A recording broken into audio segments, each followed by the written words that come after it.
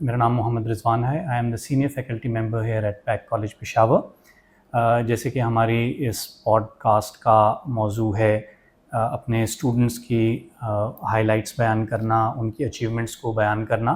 اسی سلسلے میں یہ ہماری ایپیسوڈ 2 ہے، اور یہاں پہ ہم لوگ کنگریچولیٹ کر رہے ہیں اپنے ایک اور ہونہار اسٹوڈنٹ عبدالرحمن سدیس کو، جنہوں نے ورلڈ اوور ڈسٹنکشن حاصل کی ہے AFD کے ایک سبجیکٹ میں. تو السلام علیکم، کیسے ہیں آپ؟ ٹھیک ٹھاک ہے بیٹا. فرسٹ آف آل بہت بہت آپ کو مبارک ہو آپ کی اس اچیومنٹ پہ.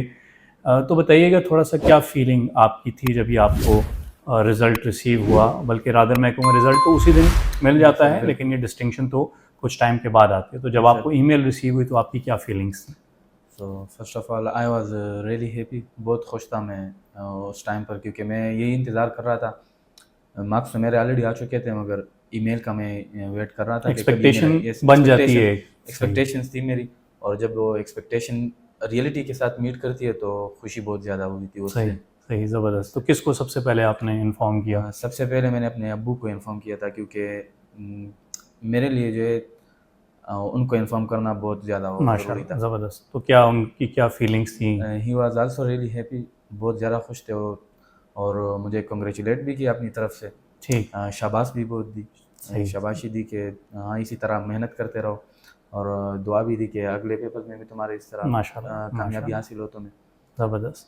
تو آپ کیا سمجھتے ہیں کہ یہ کوئی چھوٹی موٹی اچیومنٹ نہیں ہے، ورلڈ اوور ڈسٹنکشن حاصل کرنا، اور ایک ایسے سبجیکٹ میں جس کے ایگزامز گلوبلی کنڈکٹ ہو رہے ہیں، یعنی ساری دنیا سے بچے اپیئر ہو رہے ہیں، اور آپ یہاں پاکستان میں، اور اس کے بھی ایک مین کہیں تو سٹی نہیں بلکہ ایک سائڈ والے سٹی میں سے آپ نے ایک ڈسٹنکشن لی، ایک زبردست اچیومنٹ تھی.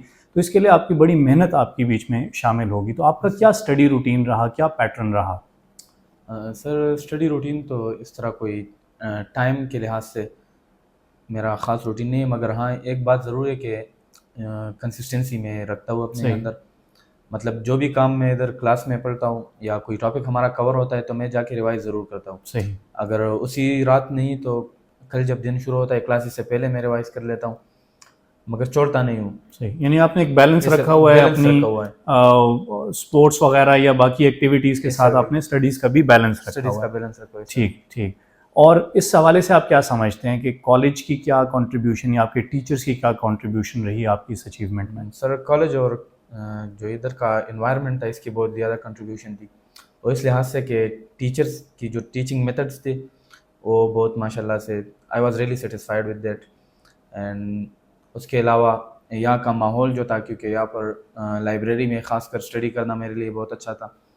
اس کے ساتھ تھوڑا فوکس بلڈ ہوتا ہے. صحیح. اور باقی یہاں پر موکس اور ٹیسٹ، اس کے وجہ سے ہمیں پریکٹس بہت زیادہ ملا.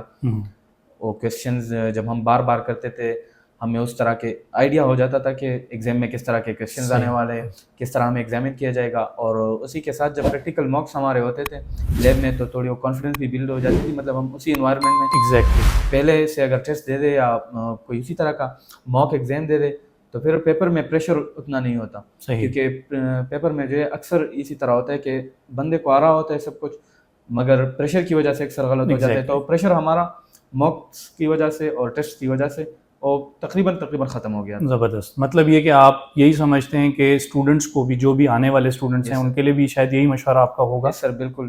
یہاں کا انوائرمنٹ اور ٹیچرز بہت زیادہ کنٹریبیوٹ کرتے ہیں. ٹھیک ٹھیک.